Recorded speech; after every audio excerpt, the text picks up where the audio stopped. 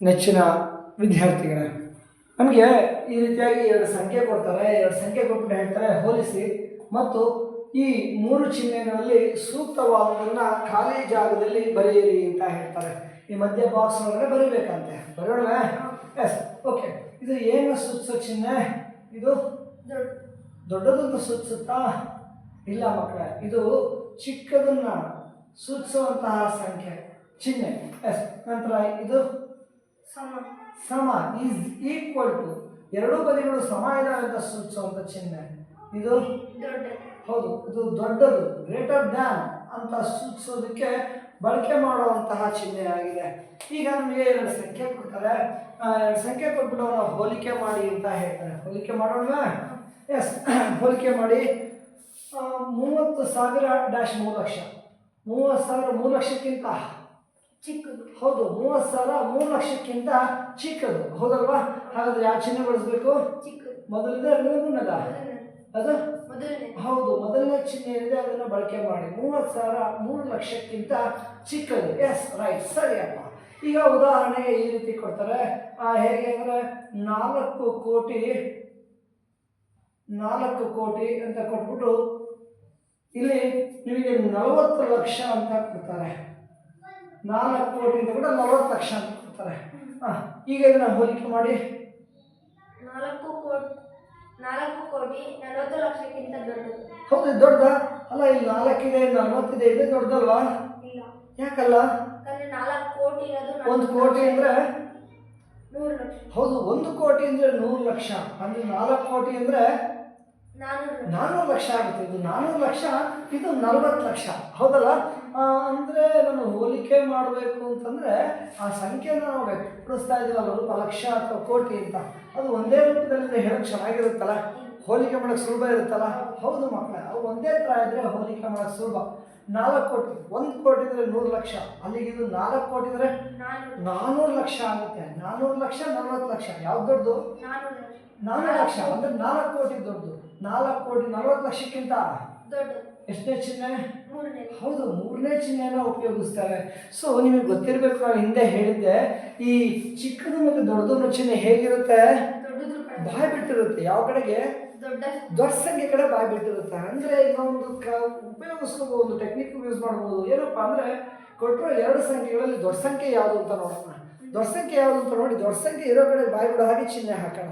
ಹೌದಲ್ಲ? Yes, okay. ಉದಾಹರಣೆಗೆ ಈ ರೀತಿ ಒಂದು ಸಂಖ್ಯೆ ಕೊಡ್ತಾರೆ ನಿಮಗೆ. 500 ಲಕ್ಷಗಳು. 500 ಲಕ್ಷಗಳು ಚಿಹ್ನೆ ಬರೆಯೋದಕ್ಕೆ ಒಂದು ಡ್ಯಾಶ್ ಹಾಕ್ತಾರೆ. ಹಾಕ್ಬಿಟ್ಟು 5 ಮಿಲಿಯನ್ ಅಂತ ಹೇಳ್ತಾರೆ. 5 ಮಿಲಿಯನ್ ಅಂತ ಹೇಳ್ತಾರೆ. ಓಕೆ, ಇದನ್ನು ಹೋಲಿಕೆ ಮಾಡಿ ಅವ್ರನ್ನ ಸುತ್ತ ಚಿಹ್ನೆ ಹಾಕಿ ಅಂತಾರೆ. ಎಸ್, ಹೇಳ್ತೀರಾ? ಹೇಳಿ. ಈ ಚಿಹ್ನೆ ಒಂದು ಕಡೆ ಬಾಯ್ಬಿಟ್ಟಿರುತ್ತೆ. ಯಾವ ಕಡೆಗೆ? ದೊಡ್ಡ ಸಂಖ್ಯೆ ಇರೋ ಕಡೆ. ಸೊ ಇದು ದೊಡ್ಡ ಸಂಖ್ಯೆ ಯಾವುದು? 2 ಸಮ ಇದೆ ಅಂತ ನಿಮ್ಗೆ ಅನಿಸ್ತಾ ಇದೆಯಾ? ಸಮ ಇದೆಯೋ ಇಲ್ಲ ಸಮ ಇಲ್ವೋ ಅಂತ ತಿಳ್ಕೊಳ್ಳೋದು ಹೇಗೆ ನೋಡಿ.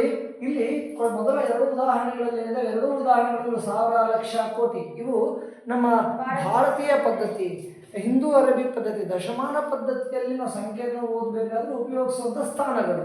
ಹೌದಲ್ಲ? ಆದರೆ ಇಲ್ಲೂ ಕೂಡ ಭಾರತೀಯ ಪದ್ಧತಿಯ ಸ್ಥಾನವೇ ಇದೆ.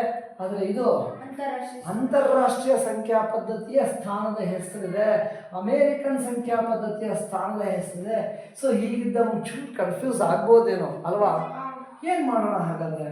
ಅಂದರೆ ಹೀಗೆ ಮಾಡ್ಬೋದು. ಏನಪ್ಪ ಅಂದರೆ 2 ಭಾರತೀಯ ಪದ್ಧತಿ ಬರೀಬೋದು, ಇಲ್ಲ 2 ಅಮೇರಿಕನ್ ಪದ್ಧತಿಯಲ್ಲಿ ಬರೀಬೇಕು.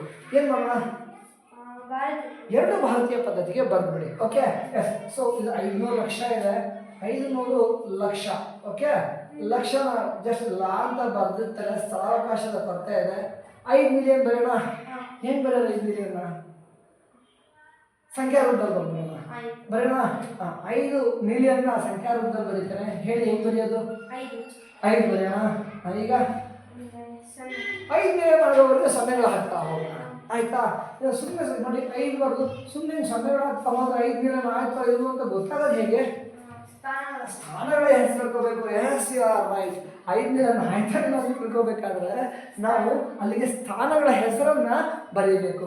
ಸೊ ಈಗ ಸ್ಥಾನಗಳನ್ನು ಬಲಗಡೆಯನ್ನೇ ಹೇಳ್ಕೊಂಡು ಬರ್ತೀವಿ. ಇಲ್ಲಿ ಫಸ್ಟ್ 5 ಬರ್ದ್ಬಿಡ್ತೀನಿ. ಒಂದು ಕೆಲಸ ಮಾಡಿ ಮಕ್ಕಳಿಗೆ ಹೀಗೆ ಎಣಿಸ್ಬಾರ್ದು, ಆದರೂ ಎಣಿಸಿ ನಿಮಗೆ ಸುಲಭ ಆಗುತ್ತೆ. ಆಯ್ತಾ? ಇದನ್ನ ಬಿಡಿ ಅನ್ಕೊಳ್ಳಿ. ಆ್ಯಕ್ಚುಲಿ ಬಿಡಿ ಅಲ್ಲ, ಇದನ್ನ ಬಿಡಿ ಅನ್ಕೊಳ್ಳಿ. ಓಕೆ, ಬಿಡಿ ಅನ್ಕೊಂಡು 0 ಆಗ್ತಾವೆ. ಇದು ಬಿಡಿ 10, 100, 1000, 10,000, 100,000, 1 ಮಿಲಿಯನ್. 1 ಮಿಲಿಯನ್ ಅಂದರೆ 5 ಮಿಲಿಯನ್. ಸರಿನಾ? ಸೊ ನೋಡಿ, 3 ಸ್ಥಾನ 5 ಮಿಲಿಯನ್ ಆಯ್ತಾ? ಹೌದು, 5 ಮಿಲಿಯನ್ ಆಯಿತು. ಆಯ್ತಾ? ಆದರೆ ಈಗ ಇದು 5 ಮಿಲಿಯನ್ ಆಯಿತು, ಆದರೆ ಇಲ್ಲಿ ಈ ಕಡೆ ಲಕ್ಷದಲ್ಲಿದೆ. ಹಾಗಾಗಿ ಅದನ್ನು ಕೂಡ ಲಕ್ಷಗಳಲ್ಲಿ ಹೇಳಬೇಕು. ಹೇಳೋಣ. ಲಕ್ಷಗಳಲ್ಲಿ ಹೇಳಬೇಕು ಅಂದರೆ ಭಾರತೀಯ ಪದ್ಧತಿಗೆ ಅನುಗುಣವಾಗಿ ನಾನು ಅಲ್ಪ ವಿರಾಮ ಹಾಕಬೇಕು. ಹೌದಲ್ಲ? ಭಾರತೀಯ ಪದ್ಧತಿಯಲ್ಲಿ ಹೆಂಗೆ ಅಲ್ಪ ವಿರಾಮ ಹಾಕ್ತೀರಿ? ಫಸ್ಟ್ 3 ಸ್ಥಾನ ಆದಮೇಲೆ, ಆಮೇಲೆ 2 ಸ್ಥಾನ ಆದಮೇಲೆ ಈಗ 2 ಸ್ಥಾನ ಆದ್ಮೇಲೆ ಹಾಕಿಬಿಟ್ಟು ಸಂಖ್ಯೆ ಇಲ್ಲ. ಎಷ್ಟಾಯಿತು? 50 ಲಕ್ಷ. ಇದು 500 ಲಕ್ಷ, ಇದು 50 ಲಕ್ಷ. ಹೌದಲ್ಲ? ಇದು 500 ಲಕ್ಷ, ಇದು 50 ಲಕ್ಷ. ಸೊ 500 ಲಕ್ಷ ಅನ್ನೋದು 50 ಲಕ್ಷಕ್ಕಿಂತ ದೊಡ್ಡದಾಗಿದೆ. ಅಂದರೆ ಯಾವ ಚಿಹ್ನೆ ಬಳಸಬೇಕು? ಯಾವುದು? 1, 2, 3ನೇದು. ಹೌದು, 3ನೇದು. ಇದು ದೊಡ್ಡ ಸಂಖ್ಯೆ. ದೊಡ್ಡ ಸಂಖ್ಯೆ ಕಡೆ ಬಾಯ್ ಬಿಡಬೇಕು. ಬಿಟ್ಟಿದೆಯಲ್ಲ? ಹೌದು ಮಕ್ಕಳ. Yes, very good. ಹೀಗೆ ಎರಡೂ ಭಾರತೀಯ ಪದ್ಧತಿಯಲ್ಲಿದ್ದರೆ ನಾವು ಹೋಲಿಕೆ ಮಾಡೋದು ತುಂಬ ಸುಲಭ ಆಗುತ್ತೆ. ಆದರೆ ಒಂದು ಭಾರತೀಯ ಪದ್ಧತಿ, ಒಂದು ಅಂತಾರಾಷ್ಟ್ರೀಯ ಪದ್ಧತಿಯಲ್ಲಿದ್ದಾಗ ಎರಡೂ ಒಂದೇ ಪದ್ಧತಿಯಲ್ಲಿ ಬರೋ ಹಾಗೆ ಬರ್ಕೊಳ್ಳಿ ಮಕ್ಕಳ. ಸೊ ಹಾಗಾಗಿ ನಾನು ಅಂತಾರಾಷ್ಟ್ರೀಯ ಪದ್ಧತಿಯಲ್ಲಿರೋದನ್ನ ನಾನು ಭಾರತೀಯ ಪದ್ಧತಿಯಲ್ಲಿ ಬರ್ಕೊಂಡೆ. 5 ಮಿಲಿಯನ್ ಅಂದರೆ ಎಷ್ಟಾಗುತ್ತೆ? 50 ಲಕ್ಷ. ಯಾಕೆಂದರೆ 1 ಮಿಲಿಯನ್ ಅಂದರೆ 1 ಮಿಲಿಯನ್ ಅಂದರೆ 10 ಲಕ್ಷ. ಇಲ್ಲಿಗೆ 5 ಮಿಲಿಯನ್ ಎಷ್ಟಾಯಿತು? 50 ಲಕ್ಷ. ನಿಮಗೆ ಗೊತ್ತಿತ್ತು ಅಂದರೆ ನೇರ ಬರ್ಕೊಂಡ್ಬಿಡಿ 50 ಲಕ್ಷ ಅಂತ. ಆಗ ನಿಮಗೆ ಹೋಲಿಕೆ ಮಾಡೋಕ್ಕೆ ಸುಲಭ ಆಗುತ್ತೆ. ಮುಂದೆ ನಿಮ್ಮ ಪಠ್ಯ ಪುಸ್ತಕದಲ್ಲಿ ಇನ್ನೊಂದು ಉದಾಹರಣೆ ಕೊಟ್ಟಿದ್ದಾರೆ. 800,000 dash 8 million. 800,000 dash 8 million. Okay, yes. So ಇದನ್ನು ಹೋಲಿಕೆ ಮಾಡಿ ಸೂಕ್ತ ಚಿಹ್ನೆ ಬಳಸಿರುತ್ತೆ. ಹೋಲಿಕೆ ಮಾಡ್ಬೋದಾ? ಸ್ವಲ್ಪ ಕಷ್ಟ ಅನ್ಸುತ್ತಲ್ಲ. 1,000ದಲ್ಲಿದೆ, 1 ಮಿಲಿಯನ್ನಲ್ಲಿದೆ. ಏನು ಮಾಡೋಣ ಹಾಗಾದರೆ? ಒಂದರಲ್ಲೇ ಬರೆದು ಬಿಡೋಣ. ಆಯ್ತಾ? ಒಂದೇ ಪದ್ಧತಿಯಲ್ಲಿ ಬರೆಯೋಣ. ಇದು ಭಾರತೀಯ ಪದ್ಧತಿಯಲ್ಲೇ ಇದೆ. ಹೀಗೆ ಇಲ್ಲ ಇರಲಿ, ಹೀಗೆ ಇರಲಿ ಅಥವಾ ಬದಲಾವಣೆ ಕೂಡ ನೀವು ಮಾಡ್ಕೋಬಹುದು. ಆಯ್ತಾ? ಎಸ್. ಓಕೆ, 800,000. ಈಗ 8 ಮಿಲಿಯನ್ ಬರೆಯೋಣ. ಓಕೆ, 8 ಇದನ್ನೇ ಬಿಡಿ ಇಟ್ಕೊಳ್ಳಿ. 10, 100, 1000, 10,000, ಲಕ್ಷ. ಸಾರಿ, ಅಂತಾರಾಷ್ಟ್ರೀಯ ಪದ್ಧತಿಯಲ್ಲಿ ಹಾಕ್ತಾ ಇರೋದು. ಬಿಡಿ 10, 100, 1000, 10,000, 100,000, ಮಿಲಿಯನ್. 8 ಮಿಲಿಯನ್ ಆಯ್ತಲ್ಲ? 8 ಮಿಲಿಯನ್ ಆಯ್ತಲ್ಲ? ಎಸ್, 8 ಮಿಲಿಯನ್ ಆಗಿದೆ. ಬೇಕಾದ್ರೆ ನೋಡಿ, ಬಿಡಿ 10, 100, 1000, 10,000, 100,000, 1 ಮಿಲಿಯನ್. ಸರಿ ತಾನೆ? 8 ಮಿಲಿಯನ್ ಆಯಿತು. ಈಗ ಹೋಲಿಕೆ ಮಾಡೋದು ಸರಿ ಆಗುತ್ತಾ? ಆಗುತ್ತಾ? ಇಲ್ಲ. ಇದನ್ನು ಭಾರತೀಯ ಪದ್ಧತಿಯಲ್ಲಿ ಬರೀಬೇಕು. ಬರೆಯೋಣ. ಎಸ್. ಎಷ್ಟು ಸ್ಥಾನ ಆಗಬೇಕು? ಎಷ್ಟು? 3 ಸ್ಥಾನ ಆದಮೇಲೆ ಇದು 1000, 10,000. ಅದೇ 2 ಸ್ಥಾನ ಹಾಕಬೇಕು. ಆದರೆ ಈ ಸಾವಿರಗಳಿಂದ ಇದನ್ನು ಸಾವಿರಗಳಲ್ಲೇ ಬರ್ಕೊಂಡ್ಬಿಡಿ. ಆಯ್ತಾ? ಬಿಡಿ 10, 100 ಇದಷ್ಟು ಸಾವಿರಗಳು ಅಂತಲೇ ಪರಿಗಣಿಸಿ. ಅವಾಗ ಎಷ್ಟು ಸಾವಿರ ಆಗುತ್ತೆ? ಇದು 8,000 ಸಾವಿರಗಳು. 8,000 ಸಾವಿರಗಳು ಅಂದರೆ 8,000 ದೊಡ್ಡ, 8,000 ಸಾವಿರ ದೊಡ್ಡ. ಇದು ದೊಡ್ಡದು. ಅಂದರೆ ಈ ಕಡೆ ಚಿಹ್ನೆ ಇರಬೇಕು. ಹೌದಲ್ಲ? ಎಸ್, ಈ ಕಡೆ ಚಿಹ್ನೆ ಹಾಕಿ. ನಿಮಗೆ ಗೊಂದಲ ಆಗ್ತಾ ಇದ್ರೆ ಇನ್ನೂ ಒಂದು ಮಾಡ್ಬೋದು. 800,000 ಅಂದರೆ 100,000 ಅಂದರೆ 100,000 ಅಂದರೆ 100,000 ಅಂದರೆ ನಮ್ಮ ಈ ಭಾರತೀಯ ಪದ್ಧತಿಯಲ್ಲೇ 1 ಲಕ್ಷ ಅಂತೀವಿ. 100,000 1 ಲಕ್ಷ ಅಂದರೆ 800,000ಕ್ಕೆ 8 ಲಕ್ಷ. 800,000ವನ್ನು ನಾನು 8 ಲಕ್ಷ ಅಂತ ಬರ್ಕೋತೀನಿ. ಹಾಗೆ ಇದನ್ನು ಲಕ್ಷಗಳಲ್ಲಿ ಏನೋ ಟ್ರೈ ಮಾಡೋಣ. ಎಸ್, 8 ಮಿಲಿಯನ್ನ ಬರೀತಾ ಇದ್ದೇನೆ. 3 ಸ್ಥಾನ ಆದಮೇಲೆ 2 ಸ್ಥಾನ ಆದಮೇಲೆ ಎಷ್ಟಾಯಿತು? 80 ಲಕ್ಷ. ಹೌದು, 80 ಲಕ್ಷ ಆಯಿತು. 80 ಲಕ್ಷ ಆಯಿತು. ಆಯ್ತಾ? 800,000 ಅಂದರೆ 8 ಮಿಲಿಯನ್ ಅಂದರೆ 8,000 ಸಾವಿರ. 8,000 ಅಂದರೆ 80 ಲಕ್ಷ. 8 ಲಕ್ಷ ದೊಡ್ಡ, 80 ಲಕ್ಷ ದೊಡ್ಡ? ಇದು ದೊಡ್ಡದು. ಅಂದರೆ ಈ ಕಡೆ ಬಾಯಿ ಬಿಡೋ ಹಾಗೆ ಚಿಹ್ನೆ ಹಾಕಬೇಕು. ಹೌದಲ್ವಾ? ಕಷ್ಟ ಅಂತ ಅನ್ಸುತ್ತಾ? ಇಲ್ಲ ಮಕ್ಕಳು, ಕಷ್ಟ ಏನಲ್ಲ. ಆದರೆ ಯೋಚನೆ ಮಾಡಿ ನೀವು ಅವನ್ನ ಹೋಲಿಕೆ ಮಾಡಿ ಒಂದೇ ಏಕಮಾನದಲ್ಲಿ ಬರೋ ಹಾಗೆ ನೀವು ಸಂಖ್ಯೆಯನ್ನು ಬರ್ಕೊಂಡ್ರಿ ಅಂದರೆ ನೀವು ತಪ್ಪಿಲ್ಲದ ಹಾಗೆ ಹೋಲಿಕೆ ಮಾಡೋಕ್ಕೆ ಸಹಾಯ ಆಗುತ್ತೆ. ಈಗ ಉದಾಹರಣೆಗೆ ಇನ್ನೊಂದು ಕೊಡ್ತಾ ಇದ್ದಾರೆ. 640 ಕೋಟಿ. 640 ಕೋಟಿ ನಂತರ 60 ಮಿಲಿಯನ್. 640 ಕೋಟಿ 60 ಮಿಲಿಯನ್. ಎಸ್, ಇದನ್ನ ಹೋಲಿಕೆ ಮಾಡಿ ಸುತ್ತ ಚಿಹ್ನೆ ಹಾಕಿ ಅಂತಾರೆ. ಫಸ್ಟ್ ಏನು ಮಾಡೋಣ? ಹೋಲಿಕೆ ಮಾಡೋಣ. ಹೋಲಿಕೆ ಮಾಡಬಹುದಾ? ಇಲ್ಲ. ಒಂದು ದಶಮಾನ ಪದ್ಧತಿಯಲ್ಲಿದೆ, ಇನ್ನೊಂದು ಅಮೇರಿಕನ್ ಪದ್ಧತಿಯಲ್ಲಿದೆ. ಏನು ಮಾಡಲಿ? ಒಂದೇ ಪದ್ಧತಿ. ಯಾವ ಪದ್ಧತಿ ಬರೋಣ? ಭಾರತೀಯ ಪದ್ಧತಿಯಲ್ಲೇ ಬರೋಣ. ಎಸ್, ಸೊ ಇದು ಆಲ್ರೆಡಿ ಭಾರತೀಯ ಪದ್ಧತಿಯಲ್ಲಿದೆ, ಹಾಗೇ ಇರಲಿ. 640 ಕೋಟಿ ಡ್ಯಾಶ್ ಎಸ್ 60 ಮಿಲಿಯನ್. ಸಂಖ್ಯೆ ರೂಪದ ಬರೋಣ. ಇದನ್ನೇ ಬಿಡಿ ಇಟ್ಕೊಳ್ಳಿ. 10, 100, 1000, 10,000, 100,000, 1 ಮಿಲಿಯನ್, 10 ಮಿಲಿಯನ್. ಬಿಡಿ, 10 ಮಿಲಿಯನ್ ಸರಿ ಆಯ್ತಾ?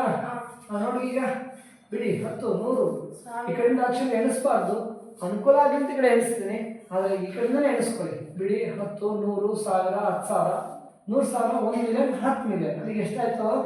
60 ಮಿಲಿಯನ್ ಆಯಿತು. ಸೊ ಈ ಥರ ಇದ್ರೆ ಹೋಲಿಕೆ ಮಾಡೋಕ್ಕೆ ಸರಿ ಆಗುತ್ತಾ?